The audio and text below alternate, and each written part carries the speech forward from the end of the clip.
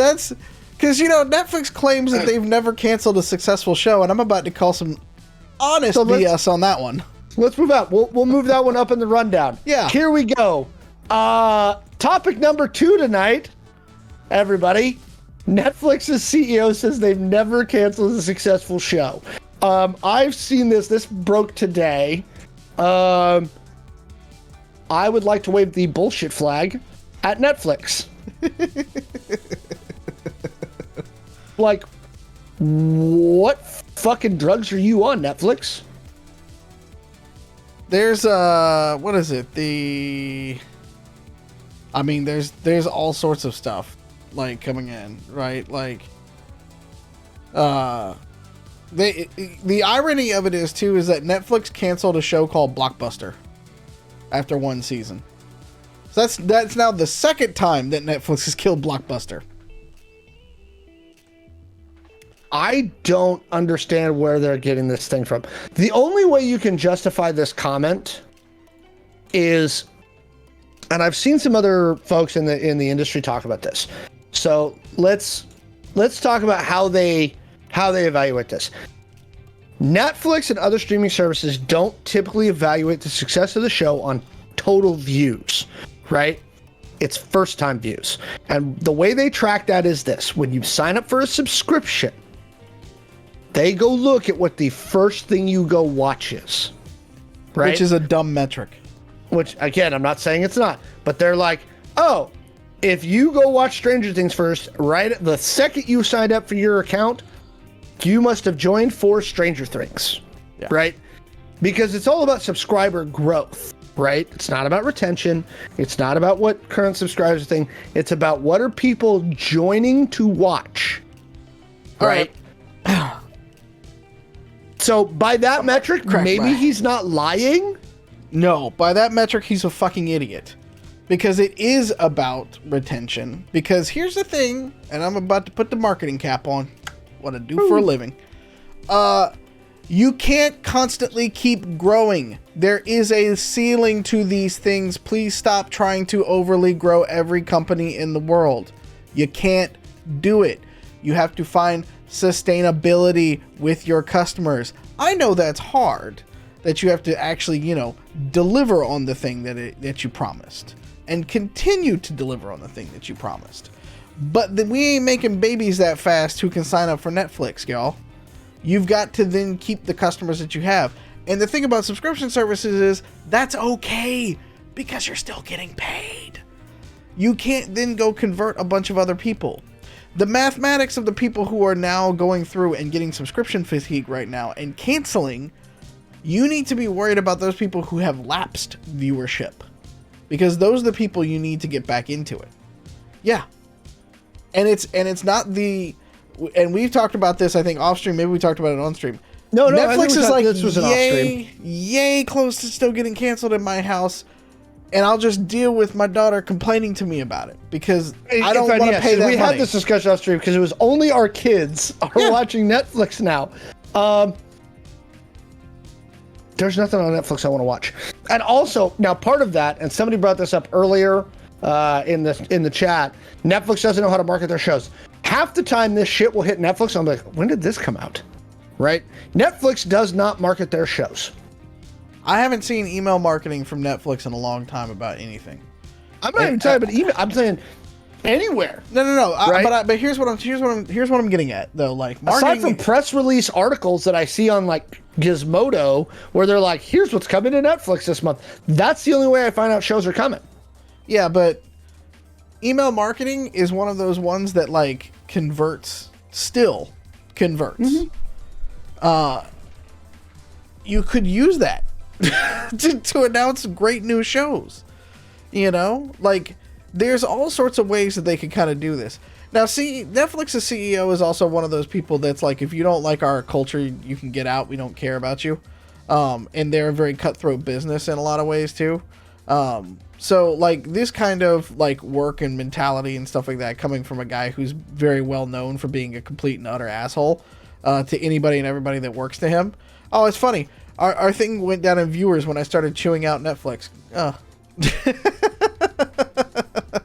I don't care.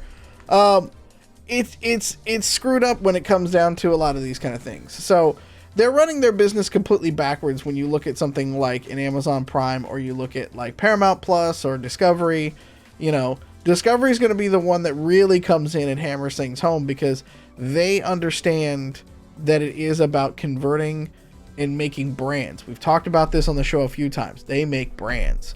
They have done it with the Property Brothers. They've done it with Hometown. They do it with, you name an HGTV property, and they have made a multifaceted brand out of that. For nothing. For like, and they stamp that thing across every time they need to do it, and they empower people to do it. And you're getting to a point where you're just going to continue to lose on a lot of these things. They've gone and they've done a lot of different stuff. HBO is known for their thing. Discovery's known for their thing. Amazon, kind of, but they've got them and Apple kind of have a little bit of a...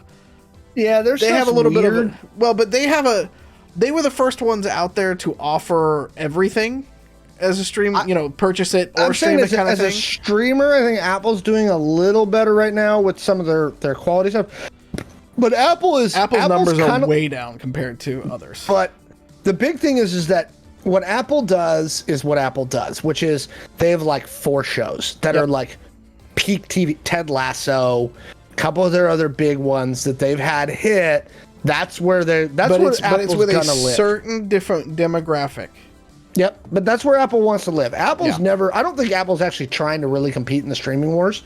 I think they just want to produce some peak TV and call it a day. Yeah, they make plenty of money. They're fine. Who's really kind of the dark horse that's really come up lately is Paramount.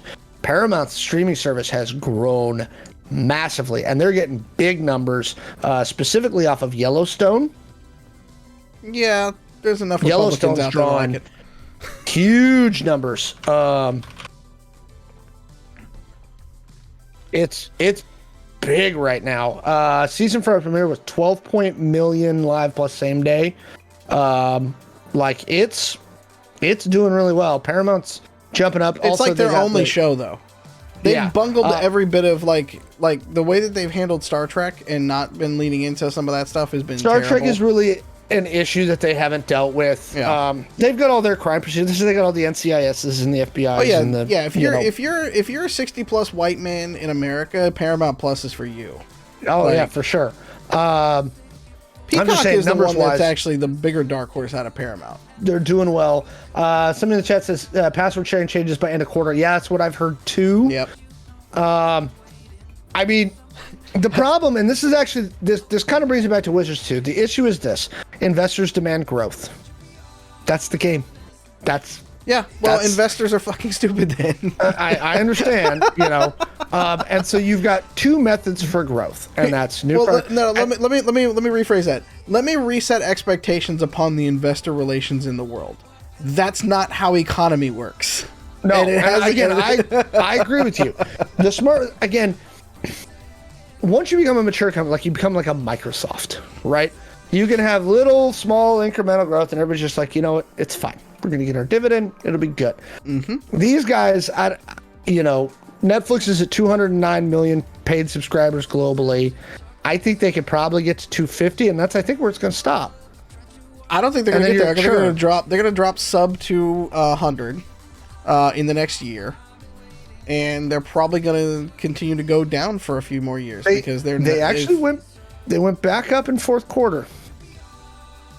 Gift subscriptions do that, but once you get to the reality of having to do it, the thing about it is there's a lot of people that do what I did in January, and they look at how much they spent last year, and they go, "Wait, I was paying for this. Wait, what?" And then they cancel it. I think Netflix knew as a streamer that they had to do original content, but I think their content people. I think the issue they've got is their content people suck, and they don't market their shows. Yeah, right. Somebody was talking to me a while back about and really where Netflix lives now is like what happened to rom-coms in theaters? I said they're all Netflix now. Yeah. Netflix pumps out like 3 a month, right? And the problem is that Netflix has too much content, right? You could literally watch it from now until the day you die and not run through everything that's on Netflix's service. You just can't. It's not possible. I was intrigued by the fact that they greenlit that 90s show. The spin-off of that 70s show. Don't worry, it'll get canceled after season 1. Yeah, and that was my kind of thing. Is I was like, oh, it's probably gonna get canceled soon.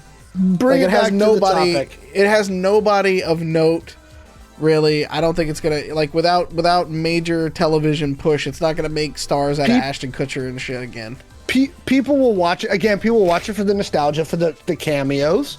But yeah, rom-coms are more on Hallmark channels. Yeah, no, there's a lot of that too. I said, don't count on Netflix. There's a shitload of rom-coms on Netflix. Is Hallmark Channel on Paramount or Peacock? I don't know. I don't know that one off the top of my head. Or do they have their own streaming service? Oh no, they have their own streaming. Hallmark and the movies now. Oh, well, good for Hallmark. Yeah, go ahead, Hallmark. Do it. Doesn't matter. Oh yeah. Click on. Hold on. Do I have the candy one up? Yeah, I do. Oh no. Yeah, baby. That's the first thing you see when you go to Hallmark Movies Now. Aurora Tea Garden Mysteries, Butlers in Love, North to Home. Yep. Nice. Yep. This is definitely Hallmark. Yeah. Look, here's the thing, and they've got their demo, and the thing that I like about Cody is like the Hallmark channel is like they understand their demo. Yeah, they do. They're not going to go out and produce a freaking comic book movie tomorrow. No, they are not. Right? They're just going to do their thing, and you know what? Good for you, Hallmark.